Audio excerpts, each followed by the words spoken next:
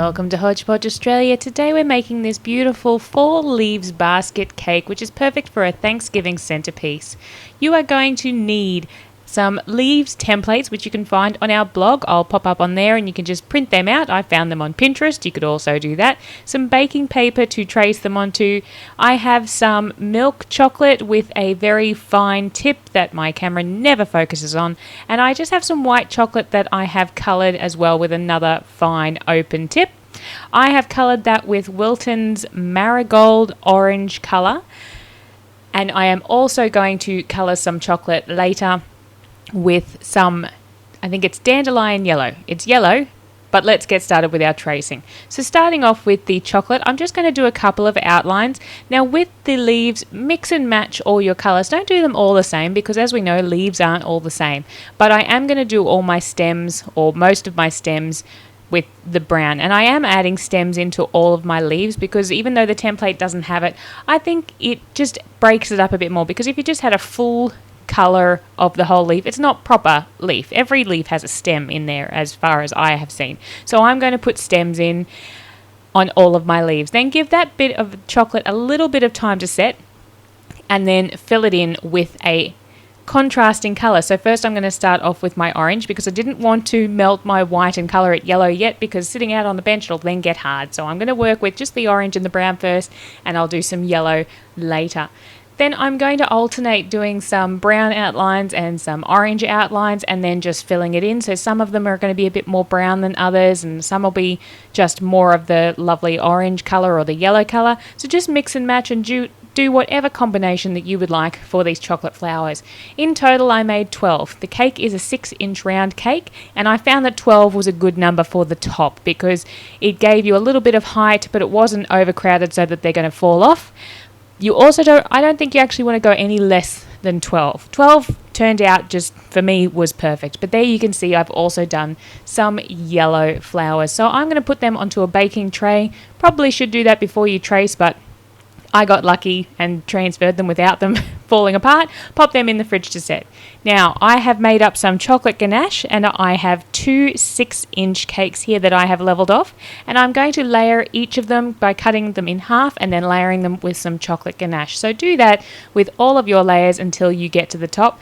And once again, when you get to the top, I always use the bottom of a cake for the top because you know it's going to be lovely and flat unless it got stuck in your pan, which it shouldn't do because if you use baking paper on the bottom of your pan, it's always going to come and release out nicely.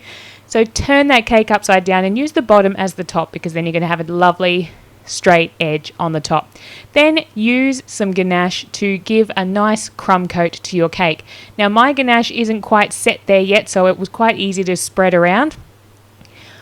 But then pop that into the fridge to set and let the rest of your ganache go lovely and thick. So it can take several hours for your ganache. It could even be overnight for it to get to a piping consistency where it's going to hold its shape. So you do have to be patient and make sure you allow time for that.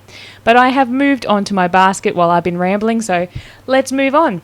You can see there I have just done one straight line all the way up to the top, and then I am piping a small line over that long line and leaving a gap for the next side. Once I've done that, I do another line up the side, and then I just do the alternate spaces so that we're filling it in and it looks like a hand woven basket.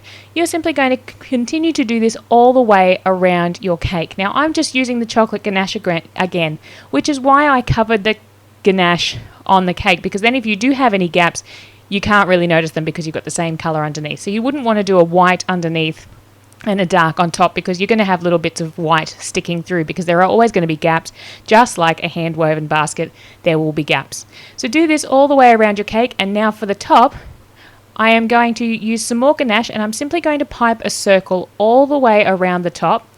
I'm going to come in just a little bit, so I'm not doing it right on the edge. I'm just in maybe a centimetre all the way around so that it meets up. This is going to give us that height, because with your hand woven baskets, you always have sort of that part where they have the string and they twist it around the top. Well, that's how my baskets always were anyway. So put that line around, and I apologize for my hand placement. You can't see properly, but you can get the general gist, I hope. Start on the outside, put a little bit of a dot, and then drag it just a little bit on a diagonal over the line and into the center. And once you've gone all the way around the cake, it looks like that lovely wrapped straw effect on the top.